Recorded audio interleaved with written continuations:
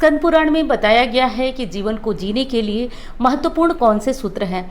कुछ तो धार्मिक बातें हैं, कुछ भगवान विष्णु के साथ वार्तालाप के दौरान माता लक्ष्मी बता रही हैं कि कौन सी ऐसी कार्य हैं जो सुबह सवेरे हर महिला को अपने घर में कर लेना चाहिए, और यदि ये नीति के अनुसार, ये शास्त्र के अनुसार कार्य किए जाएं तो उस व्यक्ति से धन की देवी लक्ष्मी स्वयं प्रसन्न रहती हैं। तो आज की पूरी वीडियो इसी के ऊपर आधारित है दोस्तों। और एक चीज़ तो आप जानते हैं, सुबह का टाइम एक ऐसा टाइम है जिस समय ऊर्जा बहुत हाई होती है। इस समय में यदि किसी कार्य को किया जाए तो वो तेज़ तो होता ही है, साथ साथ सफलतादायक होता है।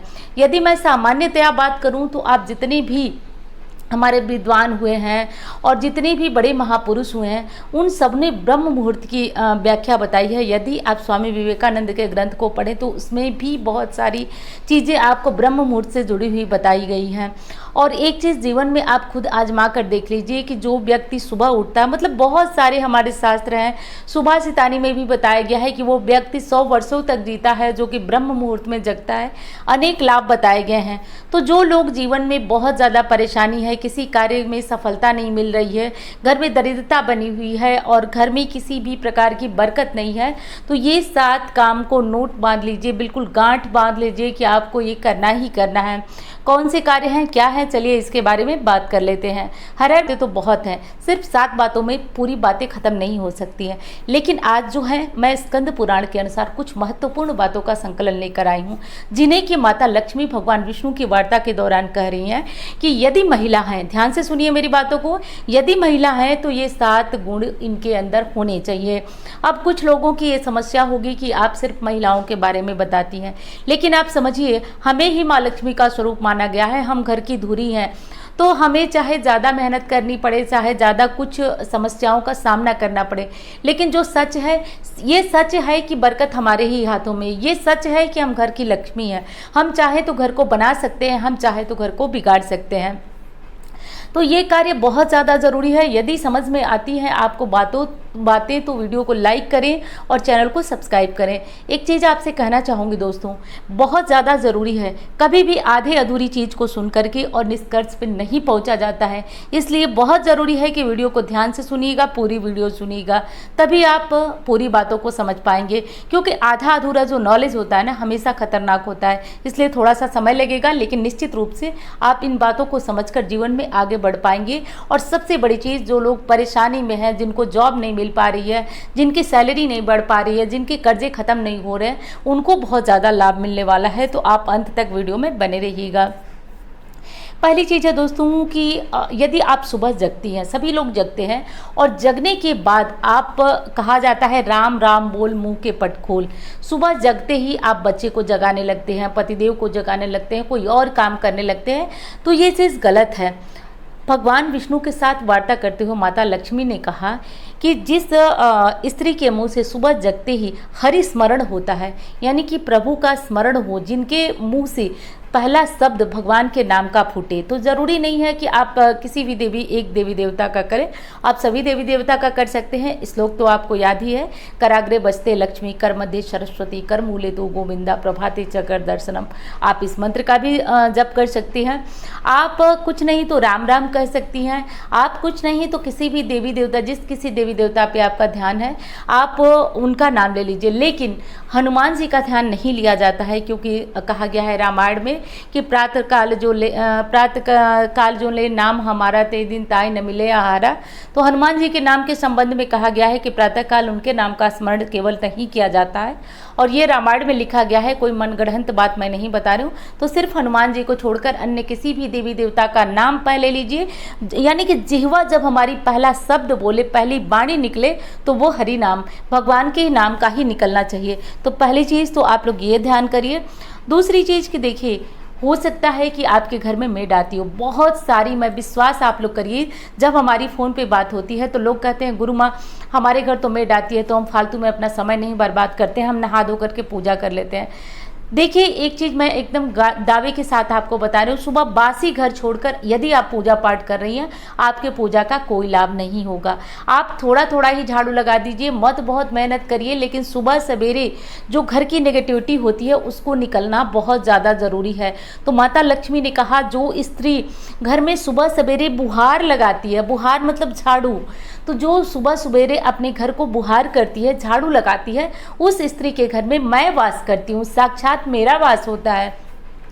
तो आप लोग किसी भी कंडीशन में काम वाली के आने का इंतज़ार ना करिए, नहा धो करके और पूजा तब करिए जब आपके घर की थोड़ी सी साफ़ सफाई हो जाए। कम से कम पूरे घर की नहीं सफाई कर सकती हैं तो घर का आंगन साफ़ कर लीजिए और जो मेन गेट है वो साफ़ कर लीजिए, उसके बाद आप नहा धो करके अपनी पूजा करिए। और दोस्तों, एक चीज़ और कहना चाहूँगी आपसे, वीडियो अच्छी लगती है तो आपकी एक लाइक मुझे बहुत ज़्यादा मोटिवेट करते हैं, बहुत प्रेरणा देते हैं।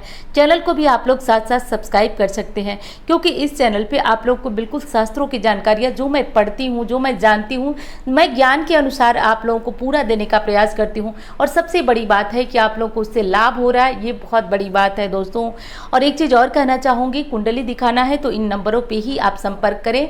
किस तरह के अलग अलग तरह के नंबर जो है कमेंट बॉक्स में दिए जा रहे हैं कि इन नंबरों पर ये साधना पांडे का नंबर है, तो ये मेरा नंबर नहीं है। आप उन्हीं नंबरों पर विश्वास करिए जो मैं आपको वीडियो में बताती हूँ और बिल्कुल स्लाइड पर लगा के दिखाती हूँ, सिर्फ और सिर्फ वही मेरा नंबर है। कमेंट में किसी भी प्रकार का नंबर नहीं दिया जाता है।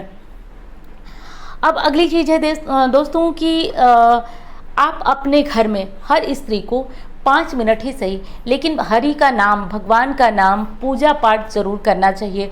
ये तो मैं अनेक बार बता चुकी हूँ, लेकिन वीडियो में मैं 7 चीज़ें बता रही हूँ। वैसे बार बार कह रही हूँ कि ये 7 चीज़ें ख़त्म नहीं हो रही हैं, हमारी जिम्मेदारियाँ सिर्फ 7 चीज़ों में, लेकिन महत्वपूर्ण आज बता रही हूँ, उसको सुन लीजिएगा। तो थोड़ा सा ही सही पूजा, आपको कहीं बाहर जाना है, जल्दी निकलना है तो ज़रूरी नहीं है, सिर्फ भगवान की थोड़ी सी पूजा कर लीजिए, 5 मिनट 2 मिनट, लेकिन बिना भगवान की पूजा किए आप कहीं भी ना जाएं। आपकी जिम्मेदारी बनती है, जैसे आप घर में खाना बनाती हैं, खुद खाती हैं, वैसे भगवान को भी खिलाना, उनको भी भोग लगाना, स्नान कराना आपकी जिम्मेदारी है। जिन घरों में ऐसा नहीं होता है वो घर नहीं, स्मशान के समान हो जाता है, तो ऐसी गलती आपको नहीं करनी है। चौथा काम क्या है कि सुबह सवेरे अपने समय को कभी भी व्यर्थ नहीं गंवाना चाहिए। आपका एक एक मिनट का समय जो है बहुत महत्वपूर्ण होता है। सुबह सवेरे बहुत ज़्यादा प्रकृति जो होती है वो बहुत ज़्यादा प्रसन्न होती है और हर स्थिति में आपकी मांगी गई मुराद पूरी होती है। इसलिए कहा जाता है कि सुबह सवेरे पूजा करें। आप अपने उत्थान के लिए कोई चीज़ सीख रहे हैं, जैसे कि देखिए कहा गया है ना कि सीखने के लिए तो किसी उम्र की ज़रूरत होती नहीं, किसी भी उम्र में आप कुछ भी सीख सकते हैं। तो सुबह के जो समय होते हैं उनको व्यर्थ न गवाइए। एक एक मिनट का समय मिलकर आपके जीवन को बहुत ज़्यादा उत्थान तक पहुंचाता है, तो ये चीज़ आपको ज़रूर ध्यान रखना है। जो व्यक्ति अपना समय बर्बाद करता है आगे आने वाले समय में समय उसे बर्बाद कर देता है। तो फ़ोन वगैरह चलाने में कभी भी समय नहीं बर्बाद करना चाहिए। घर में तुलसी हैं तो हर कंडीशन में तुलसी की सेवा पूजा आपके लिए अनिवार्य है। तो किसी भी स्थिति में आप अपने घर में एक तुलसी अवश्य लगाएं, उनकी सेवा पूजा करें यदि आप चाहते हैं कि नारायण की कृपा आप पे बनी रहे। तो अगली महत्वपूर्ण चीज़ ये है दोस्तों कि आप अपने घर से कूड़ा ब्रह्म मुहूर्त में सुबह सवेरे झाड़ू लगाने के बाद अवश्य भिजवाइए, बाहर उसको कराइए। और यदि आपके घर कूड़े वाले आते हैं तो आप उस कूड़े को एकत्रित करके रखे रहिए ताकि वो ले जा करके और चले जाएं। यानी प्रतिदिन कूड़ा अपने घर से ज़रूर हटाइए, ये घर की निगेटिविटी है। शास्त्रों में ऐसा बताया गया है कि सुबह की जो झाड़ू होती है, अगर महिला राम नाम लेते हुए वो झाड़ू लगाती है तो उस घर में कभी झगड़े नहीं होते, कलह नहीं होती है और कूड़ा तुरंत बाहर फेंका जाए। तो अब चलिए, परिस्थितियां जैसी भी हैं लेकिन प्रतिदिन के प्रतिदिन कूड़ा आपके घर से अवश्य निकलना चाहिए। अगली महत्वपूर्ण चीज़ है कि सुबह सवेरे अपने रसोई को बिना साफ़ किए आप किसी भी तरह का चाय दूध वगैरह न गर्म करिए। आप अपने गैस को साफ़ कर लीजिए। देखिए पुराने समय में जब मिट्टी के चूल्हे हुआ करते थे ना, तो एक नियम कहा जाता था कि चूल्हे पे दरिद्रता होती है, इसलिए सुबह सवेरे महिलाएं उठकर सबसे पहले चूल्हे को साफ कर उसको मिट्टी वगैरह से लिपाई कर दिया जाता था, क्योंकि मान्यता थी कि चूल्हा जब तक गंदा रहेगा चूल्हे पे दरिद्रता का वास, ऐसा कहा जाता था। यदि कोई बड़ी उम्र की महिला होंगे तो वो इस बात से पूरी तरह अवगत होंगी। आप लोग बताइएगा ज़रूर कि क्या ऐसी बातें होती थी या नहीं। तो जल्दी से जल्दी मिट्टी के चूल्हे को साफ़ किया जाता था, मिट्टी से लीप के साफ़ किया जाता था। तो वैसे ही हमारा गैस चूल्हा है, उसको भी बिना साफ़ किए, बिना कपड़ा मारे आप चाय दूध कुछ भी गर्म न करिए। मैं बार बार कह रही हूँ, काम वाली आती हैं, आने दीजिए, बाद में आपकी डीप क्लीनिंग होती रहेगी। थोड़ी बहुत सफाई आप खुद से भी हाथ चला लिया करें, इससे बिगड़ेगा कुछ नहीं, लेकिन उन्नति आपकी बहुत ज़्यादा होगी। ये काम आप कर लिया करें। दूसरी चीज़ है कि किसी भी स्थिति में, सातवां और अंतिम बहुत महत्वपूर्ण चीज़ जो मैं आपको बताने जा रही हूँ, किसी भी स्थिति में बिना जब आपका व्रत होता है, उस व्रत में आप कुछ न कुछ दान जरूर किया करें, विशेषकर अन्नदान। स्कंद पुराण में बताया गया है कि अन्नदान से व्यक्ति जीवन में वो पा लेता है जिसके उसके कर्म थोड़े ओछे हों, थोड़े नीचे हों, थोड़े छोटे हों, तो भी वो अपने जीवन में उन्नति प्राप्त कर लेता है। कैसे बता रहे हो, कभी कभी देखते हैं कि आपको बैठे बैठाए वो चीज़ें मिल जाती हैं जिसकी आपने कल्पना भी नहीं की होती है। ये क्या होता है, दान से ही आपको ये सब चीज़ें संभव है। तो आप अपने व्रत में छोटा बड़ा हो, छोटा व्रत हो, बड़ा व्रत हो, लेकिन कुछ नहीं तो अन्नदान आप अवश्य करते रहिए। ये 7 बातें आप गांठ बांध लीजिए जो मैं आज आपको बता रही हूँ। इन बातों को आप एकदम से ध्यान से इस बातों को सुन लीजिए दोस्तों। इस बात को सुनने से, समझने से आपके जीवन में निश्चित रूप से चमत्कार आएगा। बहुत सारे लोग कमेंट भी करते हैं, मैं आपके साथ शेयर करती हूँ। शेयर करने का ये माध्यम, मेरे तरीका ये समझ में आता है कि इससे बहुत सारे लोगों को मार्गदर्शन मिलेगा। उनके दिमाग में ही ये बातें आएंगी कि नहीं, पूजा पाठ से जीवन में बदलाव हो सकता है।